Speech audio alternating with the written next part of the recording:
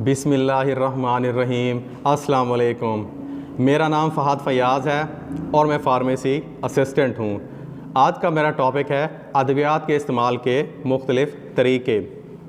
अक्सर अद्वियात असरात, मुज़र असरात, मौजू, गैर मौजू और इस्तेमाल के तरीक़े और बनाने के तरीक़े मुख्तलिफ़ होते हैं। क्योंकि अद्वियात के तरीके इसलिए मुख्तलिफ होते हैं क्योंकि पेशेंट के बीमारी और उसकी हालत के पेश नज़र ये किया जाता है कि उसकी बीमारी और उसकी हालत कैसी है, उसके मुताबिक अद्वियात का तरीका और इस्तेमाल भी मुख्तलिफ होता है। लिहाजा अद्वियात की उसकी नौइयत और ख़ासियत भी मुख्तलिफ होती है। इसलिए अक्सर अद्वियात के इस्तेमाल के तरीके जो होते हैं वो पेशेंट की हालत पे मुनहसर होते हैं। अब आपको मैं कुछ तरीके बताता हूँ जिनके ज़रिए अद्वियात इंसानी जिस्म में बतौर इलाज मुंतकिल की जाती हैं। सबसे पहले ओरल रूट बज़रिए दहन यानी मुंह के ज़रिए। ये तरीका बहुत कदीम से आ रहा है कि यानी मुंह के ज़रिए अद्वियात का इस्तेमाल किया जाता है। इसके बाद एक्सटर्नल इस्तेमाल किया जाता था। सबसे ज़्यादा जो तरीका इस्तेमाल करने का है मेडिसन को इस्तेमाल करने का, वो बज़रिए दहन यानी मुंह के ज़रिए। अब इसमें टैबलेट भी आ जाती हैं, कैप्सूल भी आ जाते हैं, साशे भी आ जाते हैं जो हम पानी में घोल के उनको इस्तेमाल करते हैं। इसके अलावा सिरप भी होते हैं, जैसे खांसी के सिरप हो जाते हैं, मैदे की सिरप भी आ जाती हैं। सस्पेंशन भी होता है जो पाउडर की सूरत में होता है और उसे हम मिनरल वाटर की उसमें डाल के उसे सलूशन तैयार किया जाता है और मुंह के ज़रिए इस्तेमाल किया जाता है। मुंह के ज़रिए जो मेडिसिन इस्तेमाल की जाती हैं वो मैदे में पहुंचकर अपना असर दिखाना शुरू कर देती हैं। बाज़ सिचुएशंस ऐसी भी होते हैं जिनके ज़रिए अब एक पेशेंट है वो कोमा की हालत में है या बेहोश हालत में है, उसे रायल ट्यूब के नाक के ज़रिए दाखिल की जाती है मैदे तक और उसके ज़रिए उसे खुराक दी जाती है, उसके ज़रिए उसे मेडिसिन भी दी जाती है। ये सिचुएशन छोटे बच्चों में भी होती है, उनके ज़रिए उनको भी रायल ट्यूब के ज़रिए ही मेडिसिन दी जाती है और उनको दूध भी पिलाया जाता है, यानी खुराक उनको रायल ट्यूब के ज़रिए ही दी जाती है। अब बज़रिए दहन मेडिसिन के इस्तेमाल के कई नुकसानात भी हैं।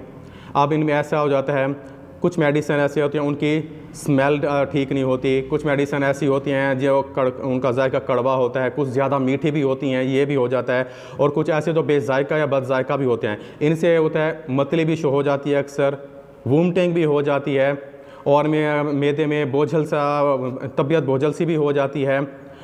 तो इस सूरत में ये कुछ नुकसानात हैं जो बज़रिए दहन इस्तेमाल करने से मेडिसिन में हो सकते हैं। स्मेल का भी इशू हो जाता है, अद्वियात का बोझपन भी हो जाता है, वूमटिंग मतली ये सब कुछ होता रहता है।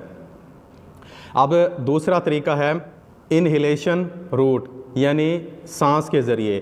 कुछ मेडिसिन ऐसी भी होती हैं जिनको हम सांस के ज़रिए इस्तेमाल करते हैं, जैसे ऑक्सीजन हम देते हैं, इनहेलर देते हैं। दमे के मरीज़ जो होते हैं उनके दिल के तकालीफ के कम करने के लिए स्प्रे होते हैं जो वो भी इस्तेमाल किए जाते हैं, और कुछ ऐसे केमिकल्स भी होते हैं जो पेशेंट को बेहोश करने के लिए ऑपरेशन से पहले दिए जाते हैं।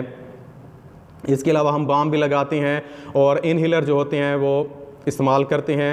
नेज़ल स्प्रे भी होता है जो नाक के ज़रिए हम इस्तेमाल करते हैं, जो सांस के ज़रिए हम मेडिसिन को जिस्म के अंदर ले जाते हैं। अब तीसरा जो है सबलिंगुअल यानी ज़ेरे ज़बान के नीचे मेडिसिन का इस्तेमाल। अब कुछ मेडिसिन ऐसी भी हैं जो हम ज़बान के नीचे रख के उनको इस्तेमाल किया जाता है, जैसे एडेलिट कैप्सूल है, वो भी हम उसको काट के ज़बान के नीचे टपका देते हैं और मुंह बंद कर देते हैं, वो कुछ तहलील हो जाएगा और बाकी जो मैदे में जाकर वो अपना असर दिखाना शुरू कर देता है। और कैपोटेन टैबलेट भी है, वो भी हम ज़ेरे ज़बान इस्तेमाल करते हैं। इसके अलावा अब चौथा जो है वो उसमें टॉपिकल एप्लीकेशन यानी जिल्द के ज़रिए अद्वियात का इस्तेमाल।